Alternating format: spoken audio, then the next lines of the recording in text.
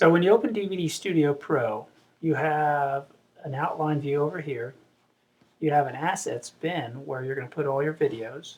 You build it and where you can see up here is kind of like your viewer window where you can see your DVD. Down here is a timeline. Over here you have a palette to drag in other menus and other buttons you might need. And to get up what you also need, you want to go to Window and bring up your advanced configurations. And what this does, it brings up a little menu here to control the DVD. So the first thing you're probably going to want to do is pull a menu in. So you can pick from any of the menus over here, and they have all kinds of different styles. To get a menu in, it's pretty easy. All you have to do is drag it over and drop it.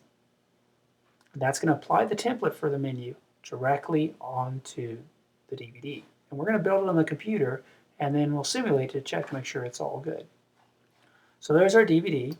Now you can go in and you can change the name of everything just by clicking on it and then changing up what you need to have changed. And if you don't want something on here, you can delete it. So make it however you want and format it however you want. Okay? So this could be the main page, and let's say I want another menu for my second page. I'm going to drag in this menu right here, and I'm going to put it underneath menu 1, and it's going to apply. Okay? So there's my main menu, and then there's my second menu. Now what I'm going to do is going to pull in my videos. So I'm going to click Import Asset, or I can go to File, Import Asset. And I'm going to go back out to the Documents bin, and this is why we localize all our files, because we want to go right to them and pull them in. So I'm going to go to my folder I created, and I'm going to select my files, and I'm going to import them. Once they're imported, they'll drop down here in their assets. Now, I'm going to put these on my second menu, and what I'm going to do is I'm going to grab the video and the audio, and I'm going to pull it into a button. I'm going to set asset and create track. And there we go. And I'm going to do it again. And I'm going to drop it in, set asset and create track. There's my second one. And then I can click on the button right here. It'll play. I'll go back out to menu. And then I'm going to change the name of the button to the story. So this is Christmas Sweater Dance. And this one is Teacher Story. This is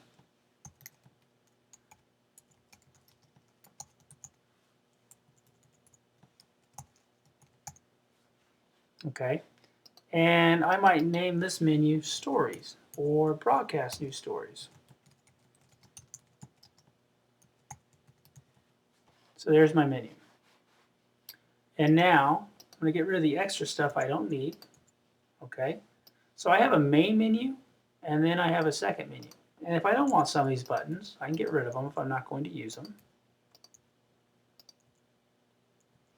Now, one of the things we're going to have to do is we film in 16:9. We might as well make this DVD 16:9. And so what I'm going to do is I'm going to go over to my menu and click on it, and I'm going to go over here to the menu and click the menu tab, and then over here under display mode, I'm going to choose 16:9 Letterbox. And that's going to make this menu 16:9. I'm going to do the same thing with menu 2. And then I'm going to choose the track. I'm also going to make sure the track says 16:9 Letterbox to make sure that they are correct. Now, on menu 1, I want to go to menu 2. So I'm going to get rid of all these buttons except for the first one.